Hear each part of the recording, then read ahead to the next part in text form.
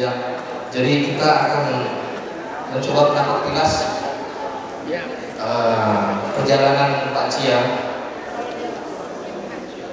selama 5 dekade di ITB, tapi sebelum itu masa kecilnya juga.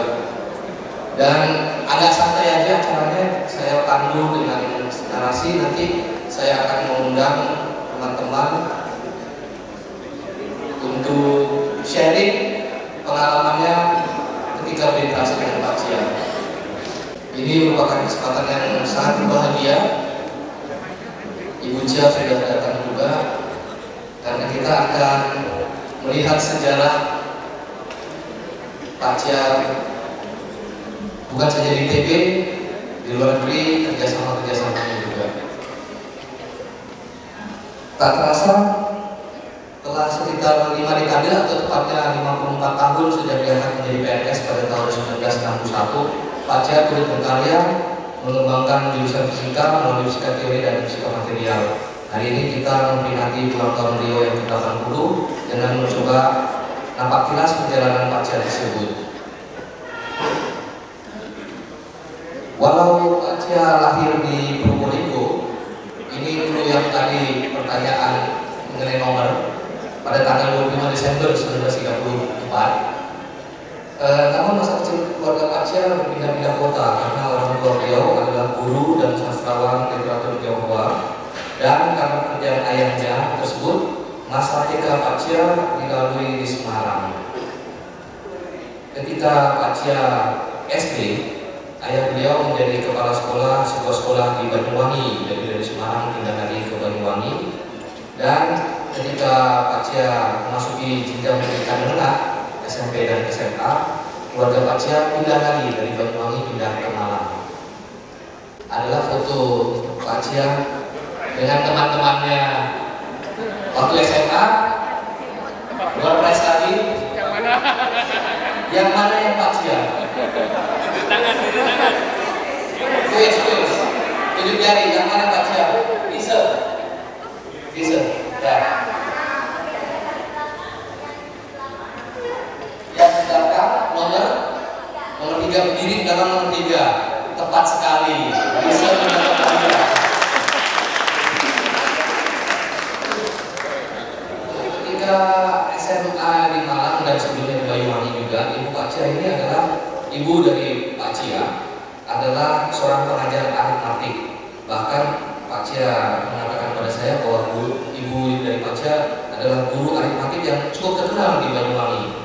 Namun demikian, Pak Cia juga membisiki saya waktu cerita ini, saya menggali dari Pak Cia waktu buat timeline ini, bahwa sebenarnya ibu dari Pak Cia itu bisa mengajar aritmatik karena ibu dari Pak Cia belajar aljabar bersama Pak Cia sendiri.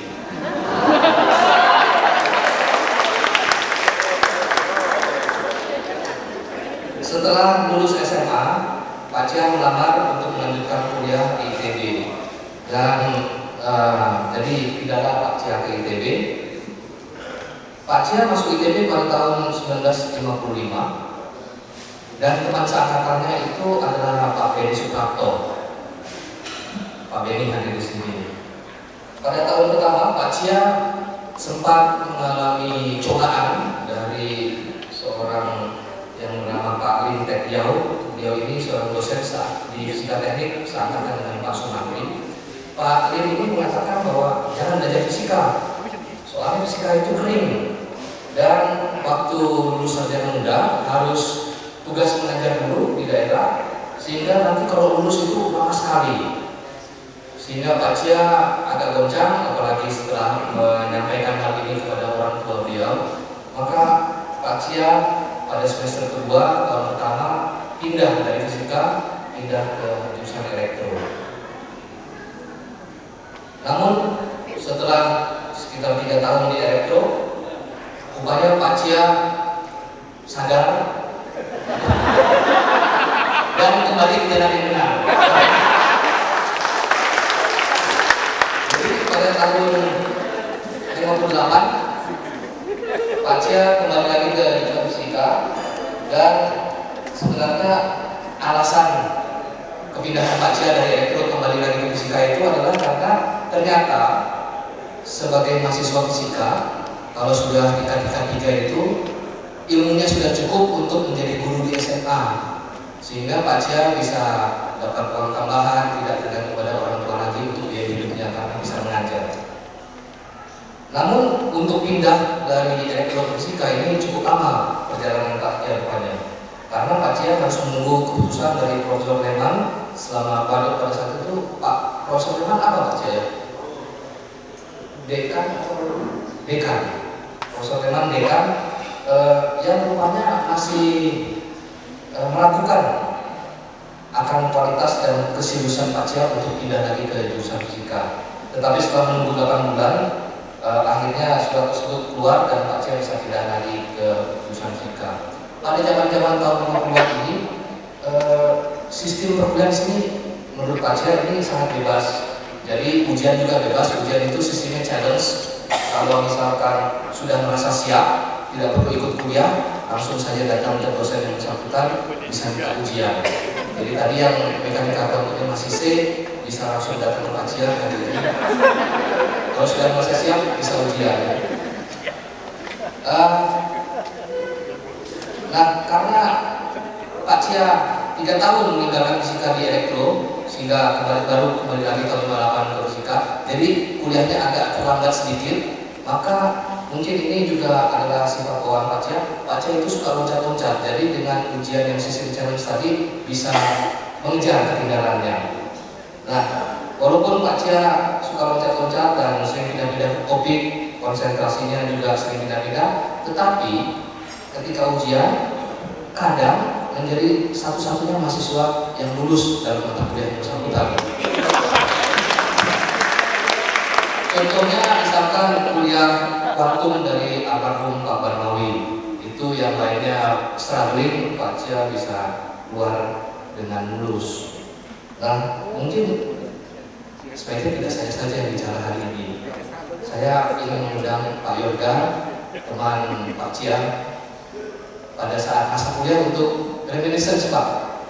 Waktu Pak Yoga bersama Pak Cia itu rasanya seperti apa? Silakan Pak.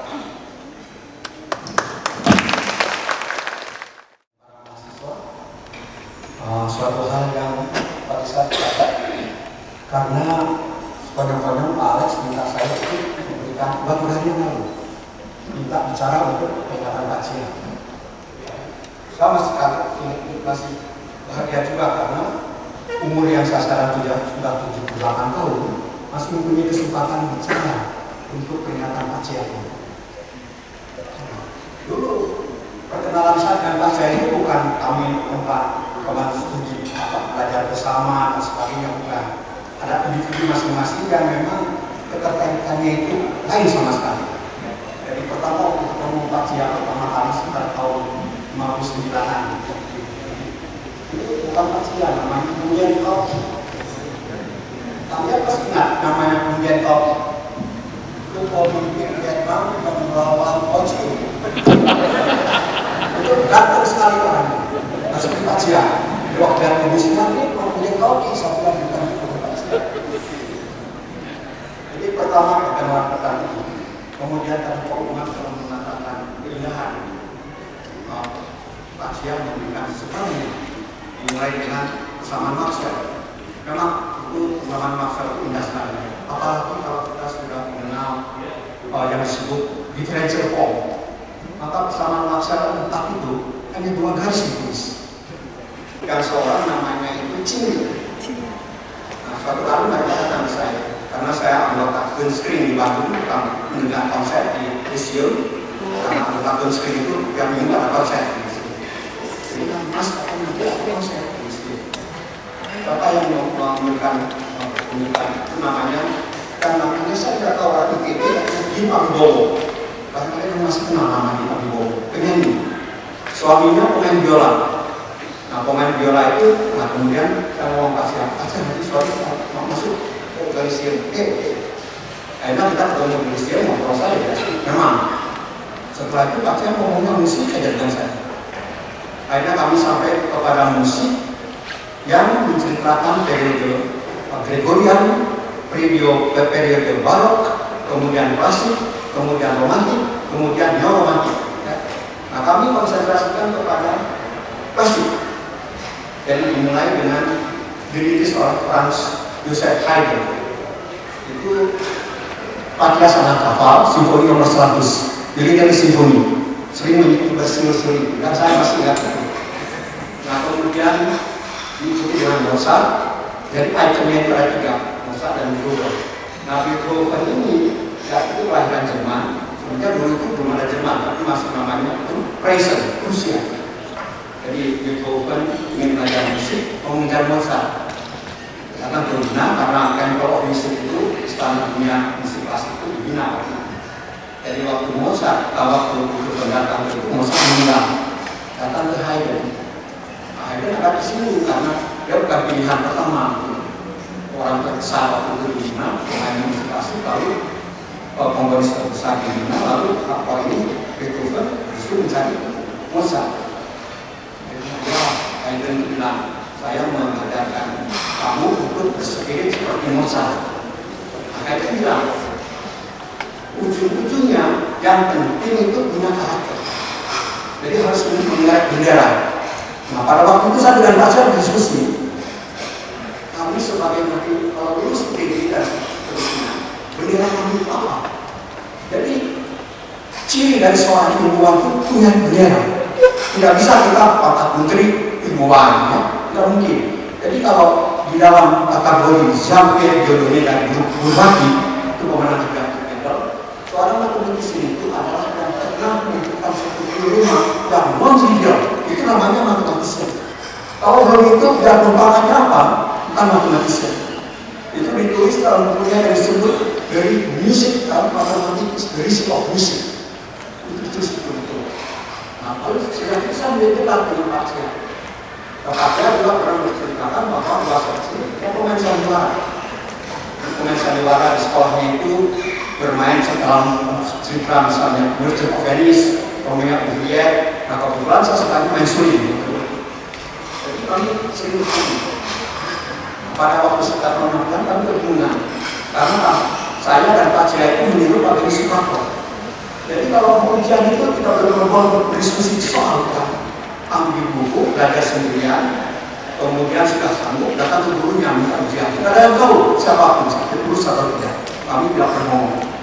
Tahu-tahu kebingungan karena ternyata Pak Cia itu dari Afdeling A. Dulu itu namanya Afdeling A, Afdeling B, saya Afdeling B. Jadi matematik dan astronomi pokok. Kalau Pak Cia itu matematik dan fisika pokok, astronomi planning crisis. Jadi crisis itu apa? Pelajaran kecil. Planning crisis itu artinya pilihan.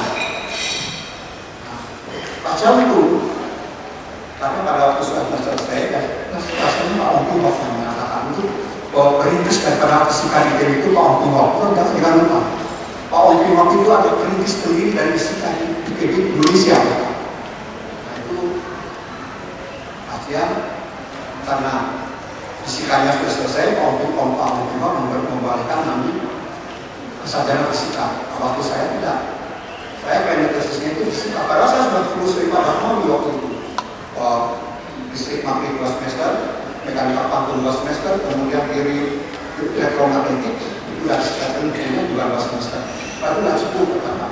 Jadi kamu Pak suami saya bunuh deteksi. Wah itu saya juga agak beda ya. Karena menunggu pakai pulang itu lama juga. Nah setelah itu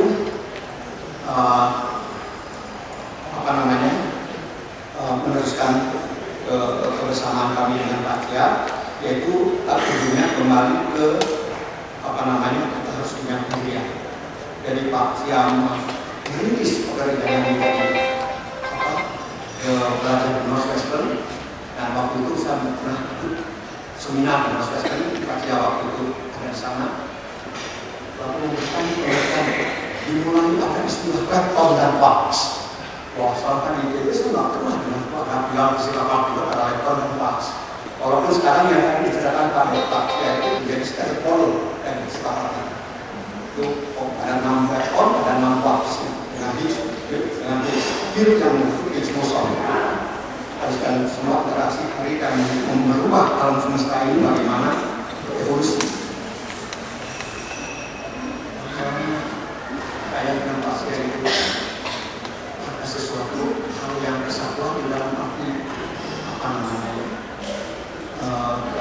tidak seperti bahkan Pacia dengan Pak Orang Fisika dan sebagainya, karena Pacia waktu saya akui adalah rekan saya yang paling berhasil membuat grup di fisika.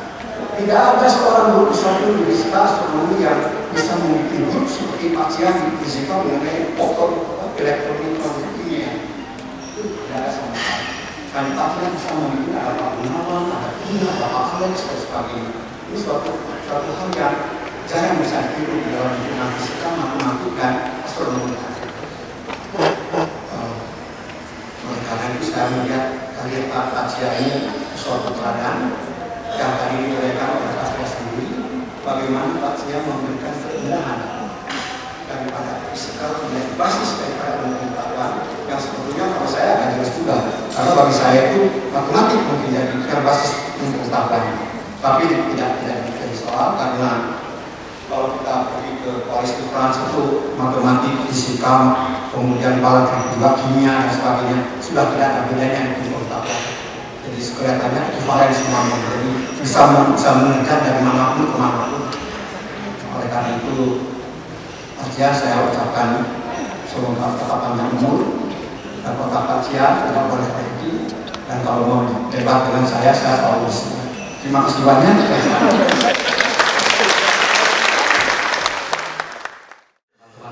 Di slide SK saya merancangnya dalam dekade sesuai dengan judul pertemuan kita kali ini. Nah, seperti yang dikatakan Pak Yoga tadi, ketua jurusan fisika pertama di ITB adalah Pak Ong Kim Hok, dan Pak Cia mengerjakan tugas akhirnya di bawah pimpinan Profesor Ong Kim Hok dalam topik density matrix. Pak Cia lulus dari ITB tahun 62. Dan setelah lulus menjadi dosen muda di jurusan fisika, dan perlu dicatat di sini itu yang tertera fotonya di situ adalah ijazah S1 Pacia ditandatangani oleh Profesor Ong Kim Hok. Walau baru lulus tahun 1962, namun sejak 1961 Pacia itu sudah menjadi asisten dosen, berarti sudah menjadi PNS pada saat itu. Dan untuk beberapa mata kuliah Pacia menjadi asisten, salah satunya itu adalah mata kuliah mekanika analitik dari Profesor Ong sendiri. Dan ini menurut Pacia bahwa ketika Pacia menjadi asisten mekanika analitik, mahasiswa yang Pacia layani itu adalah Pak T. Mungkin Pak T bisa sharing sedikit, Pak. Jadi yang membedakan saya dengan hadirin semua, saya adalah mahasiswa pertama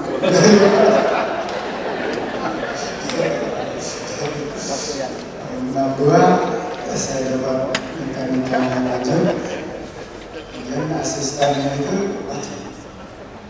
Nah, di situ saya Pacia itu selalu menekankan hal yang tadi disebutkan, universal,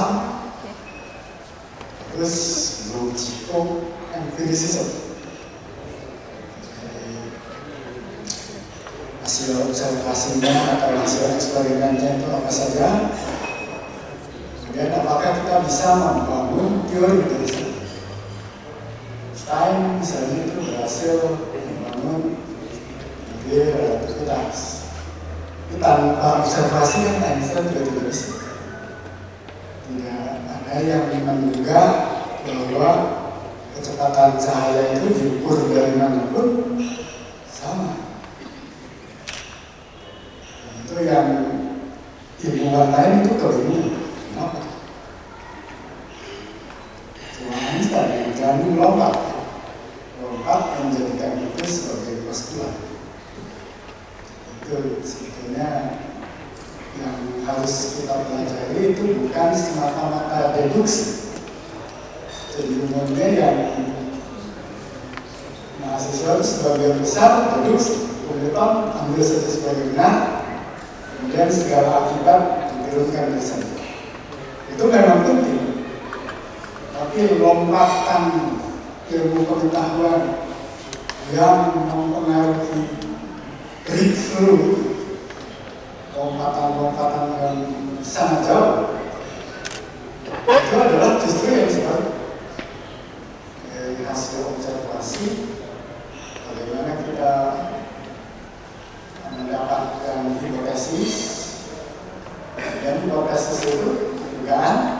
masih diuji kembali. Diuji kembali ada data, kembali ke observasi. Sebenarnya siklus itu yang terus-menerus dilakukan. Dalam PKBK lanjut 1, Aceh sudah menekankan itu. Dan Simon silakan baca bahwa cara belajar yang paling bagus adalah ketika saudara menghadapi soal sudah menduga dahulu. Menduga dahulu hasilnya itu kira-kira begitu. Walaupun belum secara kuantitatif, saya sudah tahu. Tapi saya buktikan dengan deduksi. Ternyata benar, maka saya keyakinan saya betul-betul benar. Tapi kalau tidak sesuai, saya juga begini, ternyata hasilnya ini berarti saya harus memeriksa kembali logika saya yang benar atau intuisi. Sebetulnya ini intuisi bukan sembarangan intuisi. Intuisi yang dibangun dalam proses belajar, educated intuition. Ini yang sangat penting. Jadi kalau dengan itu maka kalau saudara menguasai, maka belajar apapun sebetulnya. Walaupun Einstein mengatakan jangan khawatir, saudara kesukaran di matematik saya jauh lebih sulit. Tapi saya tidak putus asa. Frekuensinya sulit sesuai dengan tapi jangan putus asa. Pikirkan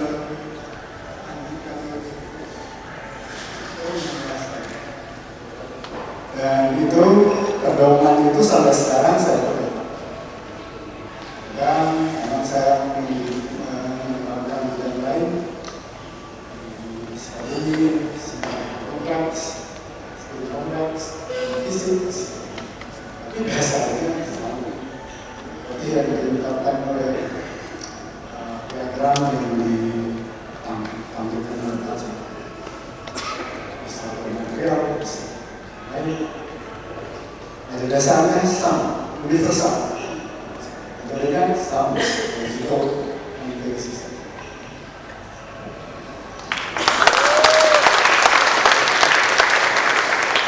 Pada bulan Juni tahun 62, Pacia ditawari untuk pergi ke Amerika Serikat melalui Kentucky Project, di mana dalam Kentucky Project tersebut seorang profesor perwakilan dari American Physical Society datang ke Indonesia untuk mewawancarai kandidat-kandidat yang berminat untuk melanjutkan ke Amerika Serikat. Tetapi Pacia pada tahun 62 tersebut tidak jadi berangkat karena masalah kesehatan, dan juga sebenarnya minatnya tidak terlalu besar karena menurut Pacia profesor yang mewawancarai itu kurang impresif, jadi kurang membangkitkan semangatnya. Nah, pada tahun 63 ya Kentucky Project berlangsung beberapa tahun, beberapa kali datang. Tahun 63 datang lagi, dan Pacia mendapat kesempatan untuk training, bukan gelar, pendidikan gelar yang dikasihkan, tetapi training selama 1 tahun. Lalu Pacia harus menentukan setelah pergi ke Amerika sampai Kentucky, di Kentucky itu sebagai base camp-nya, dari situ baru menentukan mau kemana. Pada zaman itu mungkin juga belum banyak tahu universitas, jadi Pacia rada asal ngomong kayaknya memilih Northwestern University. Ketika ditanya oleh program Kentucky kenapa pilih Northwestern, Pacia hanya teringat bahwa si pewawancara yang datang mewawancari Pacia untuk kesempatan ke Amerika ini pernah bercerita tentang universitas tersebut. Jadi hanya dari dengar seperti itu, Pacia memilih Northwestern University. Pada kuartal pertama, kira-kira bulan Oktober tahun 63, di Northwestern University ini dekat Chicago, negara bagian Illinois. Di Chicago ada pertemuan besar dari American Physical Society, dan atas ajakan seorang teman Pacia ikut menghadiri pertemuan tersebut. Dalam pertemuan tersebut, Pak Cia sangat terkesan dengan para fisikawan terkenal yang hadir pada pertemuan APS meeting tersebut. Salah satunya misalkan Sakurai. Semua yang belajar advanced quantum mechanics kenal Sakurai yang hadir katanya. Dan khususnya Pak Cia mendapat impresi yang sangat baik dari fisikawan terkenal tersebut, dan itu yang banyak ditularkan pada kita. Memang acara ini cerita tentang sejarah Pak Cia ini kita akan ramu seperti ini karena kami tahu dihadirin banyak juga mahasiswa. Rasanya agak penting kita tahu bagaimana sih cara seorang ilmuwan berpikir. Nah, menurut Pak Cia, impresi yang sangat besar itu adalah ketika Pak Cia melihat dalam konferensi tersebut, para ilmuwan terkenal ini berdebat satu sama lain, dan debatnya itu hanya berdasarkan hanya satu rumus saja. Yang debat adalah orang teori dan orang eksperimen, dan mereka semua masing-masing mengungkapkan pandangannya terhadap satu rumus tersebut, dan ini sangat merangsang Pak Cia untuk mengetahui lebih jauh tentang fisika. Dan itu sebabnya mungkin Pak Cia sejak itu, walaupun di segala kesempatan termasuk seperti tadi pagi, setiap kali menjelaskan sesuatu pasti selalu mencoba menjelaskannya dari berbagai aspek, dari aspek eksperimental, dari aspek pengukuran dan sebagainya. Pada akhir kuartal kedua, ini kira-kira mungkin sekitar April tahun 1994, di Northwestern University dibuka pendaftaran untuk qualifying exam. Qualifying exam ini adalah ujian komprehensif bagi kandidat-kandidat yang ingin meneruskan ke jenjang doktoral, dan materinya adalah materi dari pelajaran tahun pertama di tingkat sarjana sampai tahun ke-6 di jenjang magister. Jadi ini sebenarnya pada saat mendaftar ini Pak Cia baru sekitar 6 bulan karena dari Oktober sampai April ya, berada di Amerika. Dan pada saat itu seperti yang saya katakan tadi, Pak Cia sebenarnya programnya hanya program training setiap tahun, dan teman-temannya tahu ini bahwa Pak Cia ini cuma training bukan gelar, sehingga teman-teman Pak Cia ini mendorong Pak Cia untuk coba ambil, walaupun Pak Cia baru tahun, biasanya umumnya mahasiswa yang ambil qualifying exam ini tahun kedua dari magister baru mengambil. Nah, Pak Cia memberanikan diri untuk mendaftar ujian kualifikasi, dan saat mendaftar itu dari saat hari pendaftaran sampai dengan ujian ini sebenarnya tersisa hanya 2 minggu lagi, praktis 12 hari kerja. Jadi Pak Cia ngebut belajar segala macam dari tingkat 1 sampai magister tahun kedua, semua topik-topik itu dalam 12 hari. Dan kadang kata Pak Cia waktu bercerita pada saya, sering ke kampus ketemu teman-teman yang juga mempersiapkan diri untuk qualifying exam, ngobrol di kantin, tetapi karena ngobrol di kantin malah Pak Cia jadi ciut, soalnya mereka semua sudah mempersiapkan lama dan sudah tahu banyak hal, sedangkan Pak Cia baru belajar sedikit, maklum baru cuma punya tersisa 12 hari untuk belajar semua ini. Jadi Pak Cia pada saat itu memilih gak usah ke kampus dulu lah daripada mendengar suara teman-temannya yang membuat takut, jadi belajar di rumah saja. Topik untuk ujian kualifikasi tersebut adalah mekanika kuantum, elektrodinamika, mekanika klasik, dan optik. Saat ujian kualifikasi tersebut, Pak Cia sempat panik karena beliau mempersiapkan bahan ujian mengenai mekanika kuantum. Dan tadi ingat Pak Cia lebih banyak belajar di rumah karena males ke kampus, nanti takut ketemu teman-teman. Namun ternyata pada hari ketika Pak Cia belajar mekanika kuantum, sampai di kampus melihat jadwal, ternyata yang diujikan hari itu adalah mekanika klasik, bukan mekanika kuantum. Jadi Pak Cia sempat kelimpungan dan memang hasilnya tidak terlalu bagus untuk mata kuliah tersebut. Namun demikian, karena tadi sebelum berangkat Pak Cia adalah asisten dari Profesor Ong untuk mekanika analitik, walaupun tidak terlalu bagus, masih lumayan lah. Biasanya ujian qualifying ini Pertama, ujian tulis. Dari ujian tulis tersebut diseleksi yang benar-benar parah tidak akan dipanggil lagi. Kemudian yang kelihatan mampu dipanggil untuk ujian lisan. Nah, Pak Cia termasuk orang yang dipanggil, walaupun tadi pada saat ujian mekanika klasik tidak terlalu bagus dari nilainya, tetapi mungkin menurut para profesor di Northwestern cukup baik untuk dipanggil lagi. Dan benar saja, pada saat ujian lisan itu yang diujikan memang mekanika analitik atau mekanika klasik, karena memang pada saat ujian tersebut Pak Cia tidak terlalu siap. Nah, karena Pak Cia memang sebelum ke Amerika Serikat adalah asisten mekanika analitik, jadi Pak Cia lulus dari qualifying exam bagian lisan tadi dengan flying colors. Dan ternyata setelah seluruh nilai-nilai dirangkum dari berbagai ujian lisan dan ujian tulis tersebut, Pak Cia berada di papan atas dari semua mahasiswa-mahasiswa.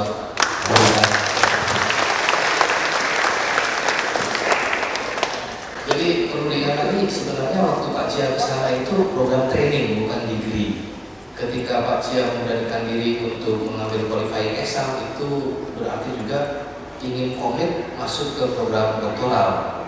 Nah, ini berita lulusan Pak Cia dan qualifying exam ini sampai juga ke Pak Ong, Profesor Ong di Indonesia, dan juga ada surat dukungan yang sangat kuat dari Kentucky Project yang akhirnya oleh pemerintah Indonesia Pak Cia diizinkan bukan training tetapi pindah ke degree program dan melanjutkan ke pendidikan sampai dengan doktor.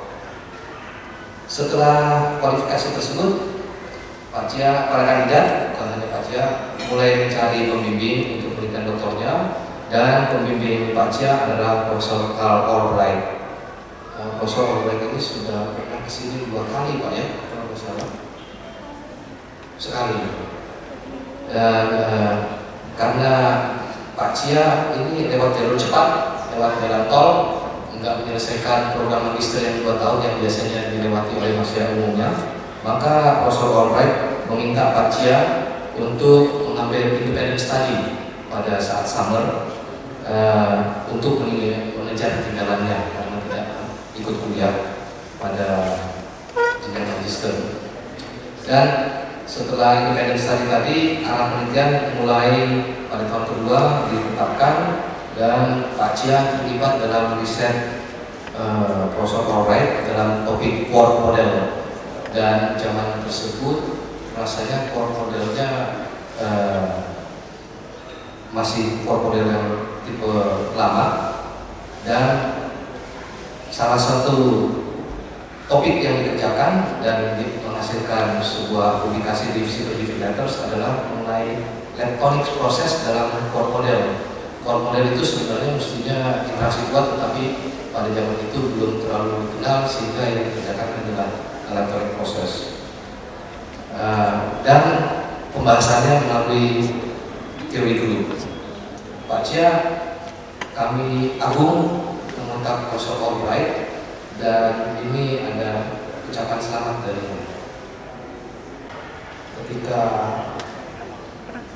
tahun 2004 kami juga kontak Prof. Albright. Pada saat itu dia kirim video Pak, tapi kemarin ini agak terburu-buru, Prof. Albright tidak sempat bikin video.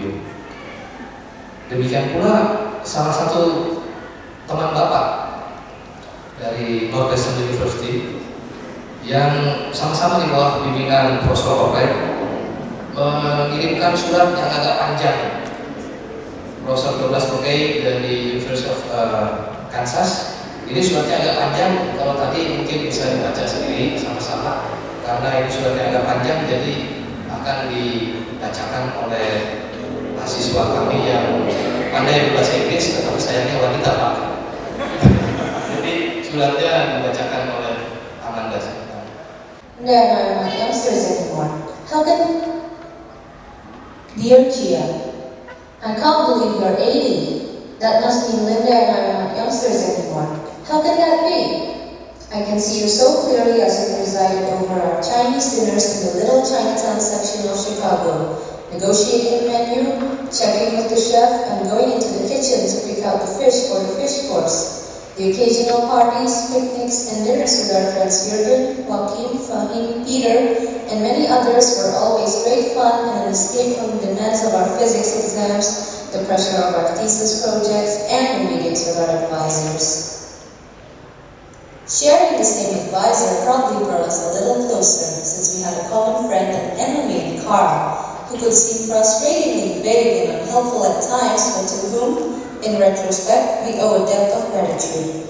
I think we both learned to be independent and that, ultimately, the progress on our projects and the clearing of hurdles to get results was up to us. Though our thesis problems were much different and there was little technical overlap, I always got a lot of moral support from talking to you. If you were struggling and you were the smartest guy around, then it was clear that it just goes with the territory of becoming a theoretical physicist. You certainly proved the maxim that a theorist like to believe, but should have found out, that a theorist can do anything. Your success in changing fields to meet the needs of physics in Indonesia and leading a highly successful program in optics from the ground up is a great inspiration. I've deeply admired your accomplishments. I ask for your indulgence as I pass along a sort of stream of consciousness recollection of memories that have popped up in thinking about those days at Northwestern. You bought Jürgen's old gray Chevy when he upgraded to a bigger, newer but used Chevy. You and I made a daylight excursion in the Chevy to the west side of Chicago one afternoon to see what the neighborhood around Silvio's Lounge looked like in the daytime.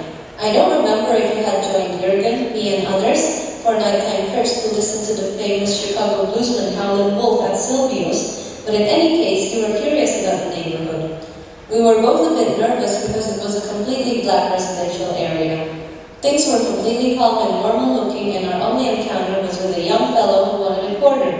Of the many explorations of Chicago we made with friends, this one sticks in my mind. Maybe it's because it was just you and I, and we felt like it was an out-of-the-ordinary adventure. The most vivid memory of your Chevy was the ride to the hospital when Linda started labor with Laird. I think you drove us, but I'm not entirely sure, but it was definitely your car. I was so nervous that, when I helped Linda into the car, I put her travel bag on top of the car and then got in, and only discovered it when we got out at the hospital. I think I was excited. This was one of the many kindnesses you extended to us over those years. Last evening, Linda and I watched the 8mm movie we made on our last visit to Chicago to pick up belongings for our move to Columbus. There's a wonderful segment of you playing with Laird on the Argonne grounds. He was sitting on your lap and then getting up and bringing you things, and you two were talking and laughing. It captures your delight in life, and in particular, in children. You were our stir-fry guru, of course, and Artie said you learned from your father. I still think of you every time I slice and chop ingredients for stir-fry, since you were very definite about the correct deposition of fingers, guiding the blade to knuckles as per your father's instruction. Those Chinese dinners you masterminded with us and our friends, always with Jürgen around, are among my strongest memories of our Chicago days. You with an apron on and piles of chopped vegetables and meats, steam rising from the stuff, and your face red from the heat and activity.